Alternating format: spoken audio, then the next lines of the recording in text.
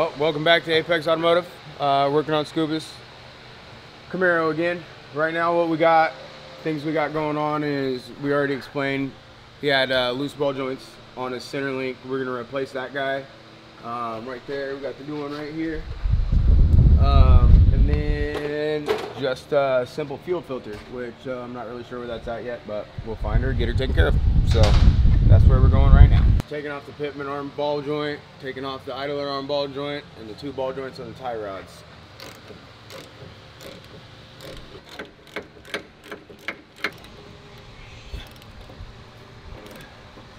You make it sound so fancy. How much strength it would take? How many grown men does it take to unbolt one of these? Well, about half one. So ball joints, you can see this, bigger on one end than the other end. They're tapered.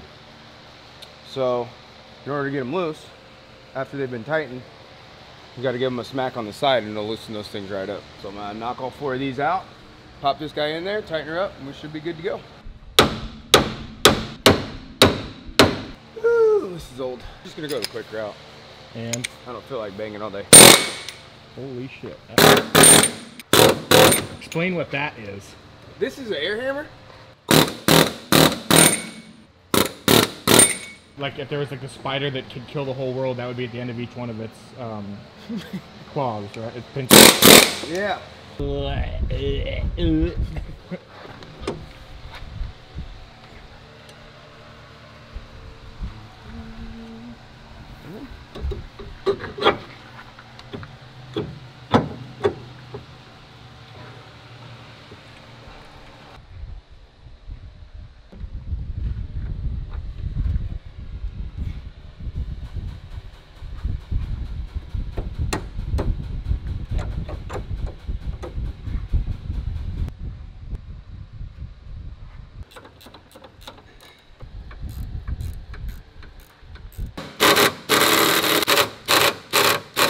For the layman, what the thing we're fixing, what does it fix? What does it do? This is your steering.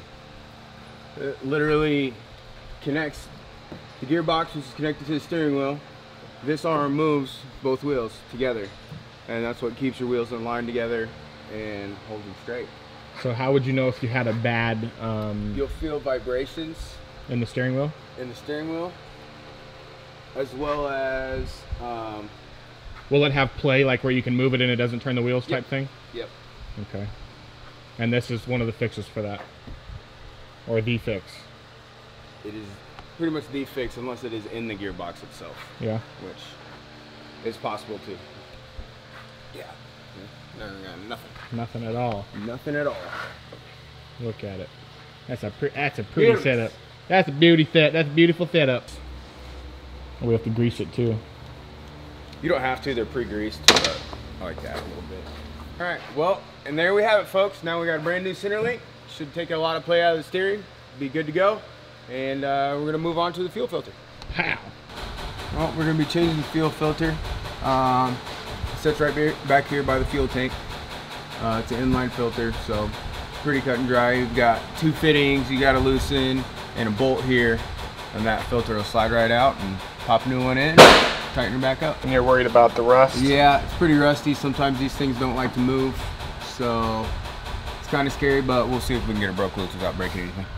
Woo!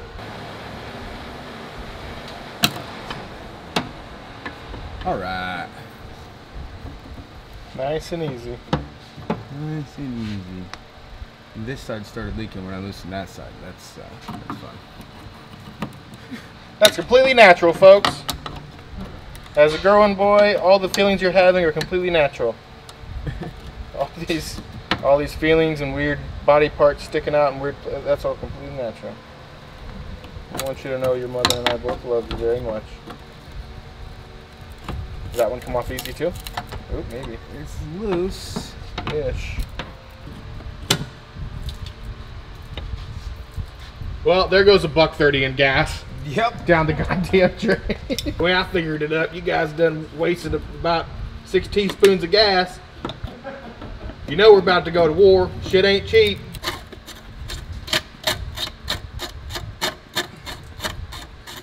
Oh, great. Just stacking up your bill. All right. Well, this is what ends up coming out. You guys adding that up? Dirty. Not too bad, but Needs changing. definitely need to change it. This is the new fuel filter. Nice and shiny. That way when people look under the car, they'll get more points at the shows. The shiny fuel filter. The mirror right underneath it. Yeah. Hey judges, look at my fuel filter. What size is the bolt on there? This is 16 and 20, which is actually pretty rare. Usually they're 21 or 19 and 15 or 13. So, but luckily I got everything we needed. And then you got that 110 millimeter. Tighten her back up. She's ready to go. You hear that, baby? You're rare and special. Very, very special. You use different bolts than everybody else. All right, now we got the fuel filter done, and you make sure you want to prime it. And how you do that, whenever you turn your ignition on, because it's throttle body inject, you turn the ignition on. Don't start it, just turn it on all the way, click it off, turn it on all the way. Do that a couple times. That'll make that fuel pump run, and then that way you won't have a big air bubble inside your fuel lines. What happens if you get an air bubble inside? And then your car won't start, and you'll be worried what you did wrong. What happens if your car won't start? Then you keep doing it until it starts. What if you have an appointment you're going to be late to? What if you have a really important dentist appointment that you have to call your mechanic. Say, look here, man. I got a sweet dentist appointment to make. I can't miss this one. All right, guys, and that was the fuel filter and the center link.